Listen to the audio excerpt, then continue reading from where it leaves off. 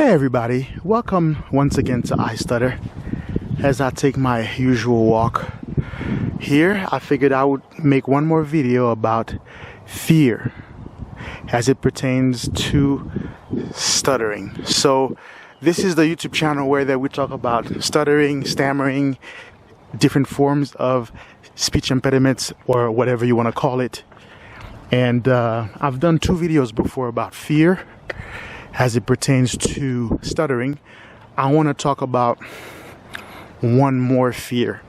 I kind of hinted to it in the first fear video, and let me know in the comments if you guys can relate to this. But you know, this is something that I thought is worth a video for. So this fear, I'm not sure how to call it. Maybe it's I guess social fear. Yeah, I guess, you know, social fear, but to be more specific, it centers around making friends as a stutterer. This is something I kind of ran into a wall with when I was in the 8th grade. And, you know, it kind of was a dramatic experience or experiences, because I've had a few after, and it kind of creates a fear of people, a fear of making friends, which I kind of had to deal with throughout my life. So it looks like there was a soccer practice here at some point. Looked like people were starting to pack up and go home. So the sun has set. I hope that there's still enough light for you guys to see certain things out here. Hopefully I'm not speaking into the dark. But yeah, let's get back to the topic. Yeah, it looked like those guys just wrapped up practice or possibly a game. But anyway, as I was saying, I want to talk about this type of social fear. Trying to sum up this fear, I would say it's the fear of being laughed at. Or no, wait a minute. It's the fear of going from being laughed with to being laughed at. And why I think it's important to bring this up is because with me personally, throughout the years, this fear caused me to be a loner. What this has also done with me personally is it also gave me the fear of people, as in I don't trust people. So what do I mean by that? Is that with me, like, you know, personally, what I've experienced is like you've ever been like in an environment where that you've met people and you're kind of comfortable for a little bit. Because with me, with my speech, the severity of my stutter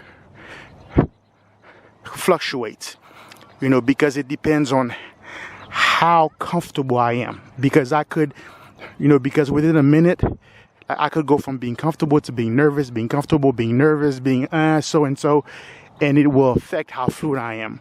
So growing up, I mean, there has been times when I've met people and I felt very comfortable, where that I introduced myself, spoken to them, no problem, until I reach a point where I get slightly nervous, and I would start to stutter, and suddenly people that you thought were your friends, and suddenly not so much. Like, for example, I remember when I was in the 8th grade, I actually went to the, like, I would say from the 7th through the 8th grade, so So during my 7th grade, I spent the majority of that year practically very fluent. So for example,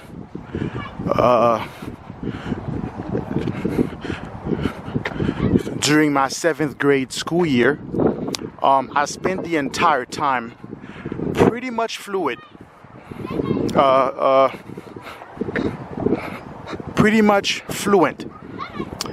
Because for some reason, that entire school year, I didn't get nervous or anything like that. I was always emotionally balanced. But in the 8th grade, that was the year that I started to make lots of friends in high school. And you know, you're fluent and you kind of quote unquote feel like you are like the rest of the guys and gals, right? We're just like, you know, normal kids, until there was a time in literature class where it was my turn to read. As a matter of fact, it was a Monday. But on Friday, what the teacher did was she said that we're going to start to read short stories on Monday. And for some reason, I kind of panicked because I don't know what it was.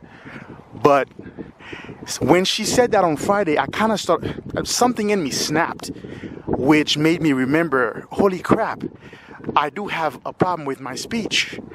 And which was weird. I mean, you know, till this day, I think it's the weirdest thing, because I just spent the entire last school year where I had a class actually called reading, where all we did in that class is read. And I've read over and over, no problem. For some reason, when I was in the 7th grade, that year, I was very fluent because I was emotionally balanced for some reason. I didn't even think about it at some point. But for some reason, in the 8th grade, she said that on Friday, and I was panicking all throughout the weekend. And when Monday came, I tried to read my part of the short story and completely did not sound fluent at all. As a matter of fact, a lot of the kids that I made, friendships with were stunned because I was just so fluent up to that point. They didn't think twice about it, to think that I had an issue with my speech. And it was very traumatic for me because, people that you thought were your friends and we used to make jokes with, and you'd laugh with them and they would laugh with you, and suddenly these same people are starting to laugh at you. And at first, that was very traumatic for me, but in time it kind of transferred into a fear, which caused me to live a rather significant part of my life by myself. Though through time I've learned to reverse that, but I think that those which this situation was not, which what happened there was not the only time that something similar happened to me, because it happened, I think, 4 or 5 more times. And so it kind of created this fear of making friends, because it's just that you're worried that especially when I meet people and I happen to be fluent, and I know eventually that you're gonna stutter on a sentence, or let's say that you're with a group of people at a meeting and something, and you gotta read something, and then it kind of gives you this fear of making friends, because you always think that well, how far that the friendship is gonna go until that they discover that you have this problem, and then now, suddenly, like you're being laughed with, and it goes from being laughed with to being laughed at. So the other funny thing, with this fear as well, sun has gone down all the way now, is that it kind of changed me, where that,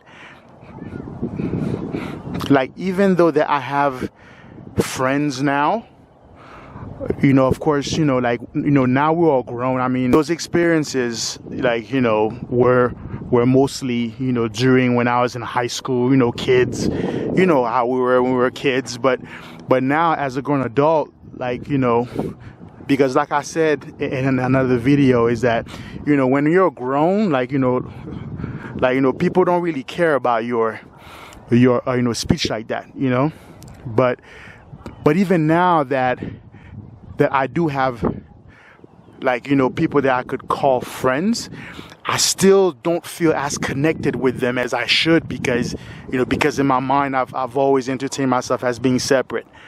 I'm not like anybody else, and it's very hard for me to actually change that about myself. And it all goes back to those few times when I went from being laughed with to being laughed at. So even till this day, I still feel like that to a certain degree, where I can be in a group of friends, but yet I feel like I'm alone, even though, my friends know this about me, but it's like I can never feel like I'm a part of the group 100%. So that's the last fear that I wanted to talk about. Let me know in the comments that if you've went through something like that as a person, with a speech impediment, and what your experience is, with that. And as far as dealing with it, I think that it's definitely something that you should see a psychiatrist for, not a psychiatrist, but a psychologist for, because I don't think you need drugs for this. But because I think that you shouldn't let this fear, completely take over your life, because I think that you will miss out on meeting a few good people who are still out there, and I think they're worth it. But you should definitely speak with somebody about that and help you to navigate that, because it is in your head. It is going to mess with you, and I think that's one way to deal with it. And the one solace that I have is that while you're young and you're in high school and prior and even in college, you're gonna deal with a lot of jerks about that, people that will switch on you. But as you get out into the real world, that should severely decrease. And last thing that I would say is, like me, I'm very careful into choosing who it is that I deal with, and then just pick your friends wisely.